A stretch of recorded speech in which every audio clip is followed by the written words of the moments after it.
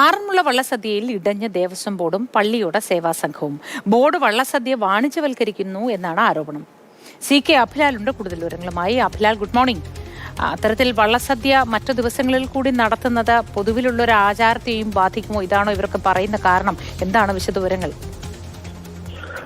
അടുത്ത ഞായറാഴ്ച ജൂലൈ 27 മുതൽ സെപ്റ്റംബർ 28 വരെ ഞായറാഴ്ച ദിവസങ്ങളിൽ പുറത്തുനിന്നുള്ള ആളുകൾക്ക് 250 രൂപ അടച്ച് ടിക്കറ്റ് എടുത്താൽ ക്ഷേത്ര പരിസരത്ത് തന്നെ ഒരു വള്ളസദ്യയുടെ ഭാഗമാകാം എന്നുള്ള തരത്തിൽ വള്ളസദ്യ നടത്താൻ വേണ്ടി ദേവസ്വം ബോർഡ് തീരുമാനിച്ചിരുന്നു. അതുമായി ബന്ധപ്പെട്ട വിവരങ്ങൾ വാർത്താക്കുറിപ്പിലൂടെ അറിയിക്കുകയും ചെയ്തിരിക്കുന്നു. എന്നാൽ ഇതിനെതിരെയാണ് പള്ളിയോട സേവാസംഘം രംഗത്ത് വന്നിരിക്കുന്നത്.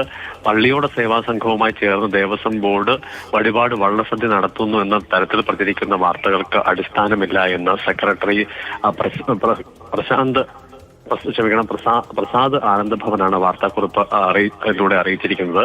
ബോർഡും പള്ളിയോട സംഘവും ചേർന്ന് ഇത്തരത്തിലൊരു തീരുമാനം എടുത്തിട്ടില്ല എന്നുള്ളതാണ് വാർത്താക്കുറിപ്പിന്റെ ഉള്ളടക്കം. 250 രൂപ നിരക്ക് ഈടാക്കി വള്ളസദ്യ നടത്തുന്നു എന്നുള്ള അത് ദേവസ്വം ബോർഡിന്റെ ഏകപക്ഷീയമായ നിലപാടും ആചാര ലംഘനവുമാണ് എന്നുള്ള ആരോപണം ഈ വാർത്താക്കുറിപ്പിൽ ഉണ്ട്.